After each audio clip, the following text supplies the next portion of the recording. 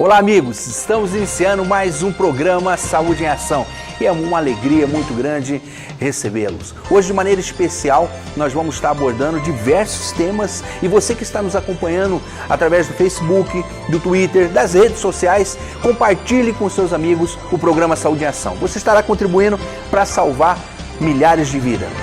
A Constituição Federal de 1988 põe a vida como sendo o bem maior dos direitos fundamentais, preceituando em seu artigo 96 que a saúde é um direito de todos e um dever do Estado. Enquanto a Constituição Cidadã previu em seu artigo 98, inciso 3º, a participação popular como sendo uma das diretrizes do Sistema Único de Saúde.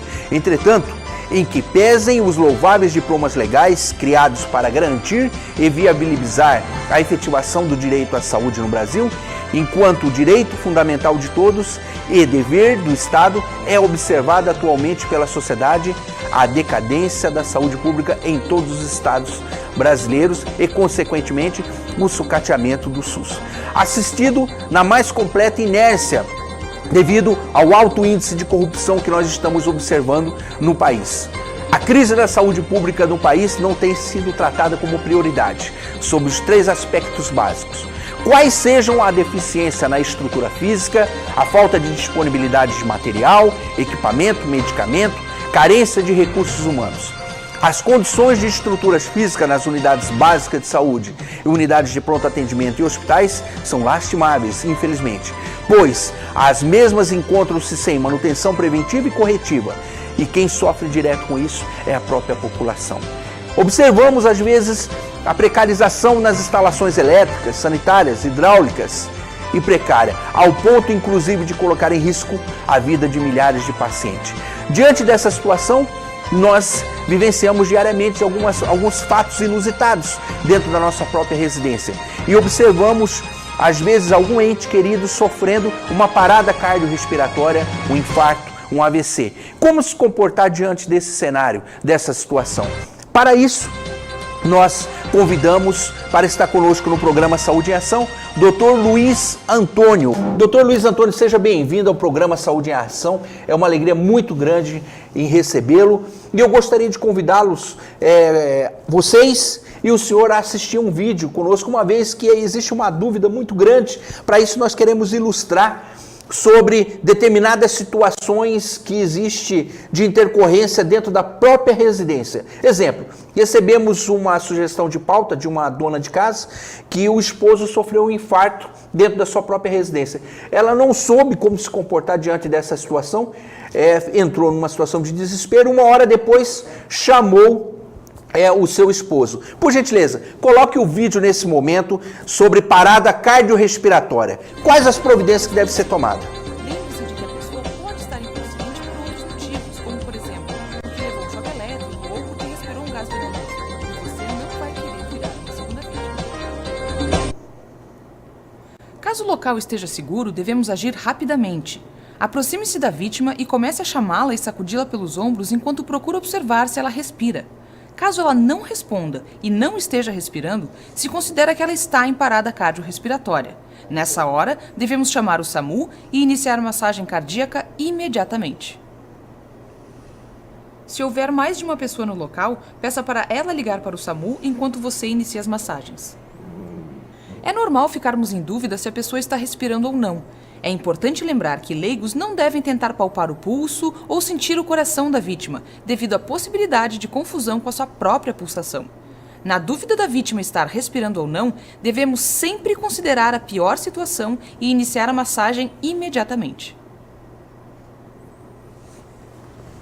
Chame o SAMU ligando o número 192. A ligação é gratuita de qualquer telefone, inclusive do seu celular, mesmo que ele esteja sem crédito.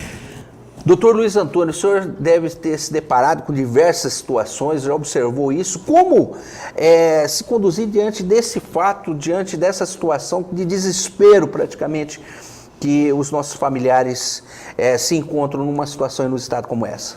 Bom, Evandro, veja bem, quando você se depara com uma situação de emergência, a primeira coisa que você tem que manter é a tranquilidade, a sobriedade para poder prestar o socorro adequado. O leigo normalmente se desespera.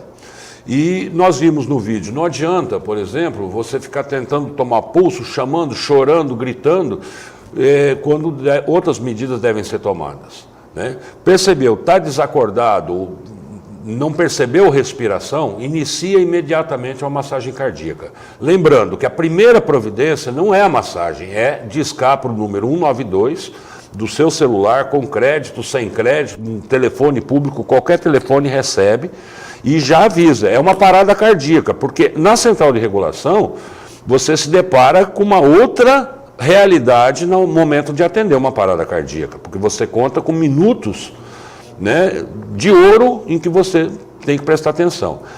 Em seguida, inicia os movimentos. O vídeo explica bem.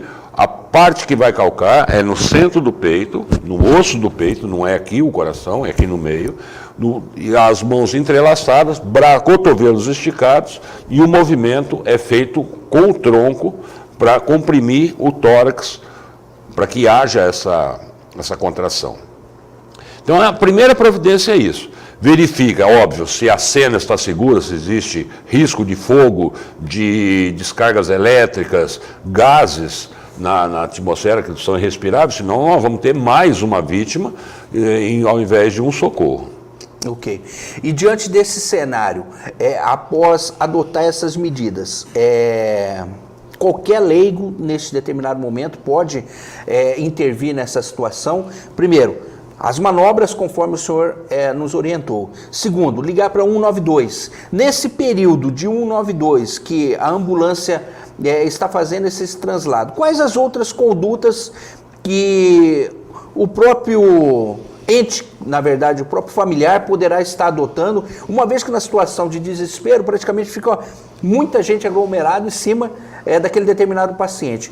O segundo passo, é permitida aglomeração em cima do determinado paciente? É recomendado que se afaste de cima do paciente em determinada situação? O que o senhor recomenda como médico nesse fato? Porque todo mundo entra em desespero e, na verdade, ninguém sabe como adotar uma medida nesse ponto, correto? Realmente, a aglomeração e o desespero não ajudam em nada a salvar a vida desse paciente. Se for uma parada cardíaca, mesmo que não esteja totalmente parado, estou em dúvida, inicie a massagem. A massagem tem que ser eficaz, num ritmo de no mínimo 100 vezes por minuto, tem que haver a depressão do tórax. Antigamente se preconizava fazer alternadamente massagem cardíaca e respiração boca a boca. Hoje as diretrizes internacionais condenam esse procedimento da respiração boca a boca. Por conta do risco de contaminação, hoje dificilmente seria indicado. Segundo, se a pessoa se atrapalhar, deixa de ser eficaz. Se a massagem cardíaca for eficiente, ela não só comprime o coração, mas comprime também o pulmão. Então não há necessidade. As diretrizes internacionais, e isso vale para o mundo inteiro, nós chamamos de currents, né, que são essas diretrizes renovadas a cada 5 anos, elas preveem hoje é só a massagem cardíaca, não precisa fazer respiração boca a boca. No caso de infarto, essa senhora que me sugeriu essa pauta, justamente o esposo dela sofreu um infarto, dentro da sua própria residência, estava almoçando, caiu no momento do almoço, caiu da mesa e todo mundo ficou desesperado. Como se comportar diante desse fato? O que o senhor falou, avalia especificamente essa situação e adota essas medidas, que pode salvar sim uma vida, né? Sim. O infarto é um diagnóstico. O leigo, com certeza, e até mesmo um médico sem aparelhamento, ele vai conseguir apenas supor que há um infarto. Na dúvida, massagem cardíaca sempre. Okay. Eficiente, lembrando que se houver outras pessoas em volta, o massageador deve se revezar com outras pessoas a cada 2 minutos, porque você perde a eficiência se estiver sozinho. Óbvio que se estiver sozinho vai ter que ficar lá até que chegue o socorro, que chegue mais gente. Mas a cada 2 minutos, havendo outras pessoas, faz-se o revezamento. É o que as equipes do SAMU fazem. Elas se revezam, o massageador, né, 2 em 2 minutos, porque senão reduz a eficiência e a massagem acaba não sendo satisfatória. Uma outra pauta que nos sugeriram, AVC, acidente vascular cerebral. Como identificar este paciente?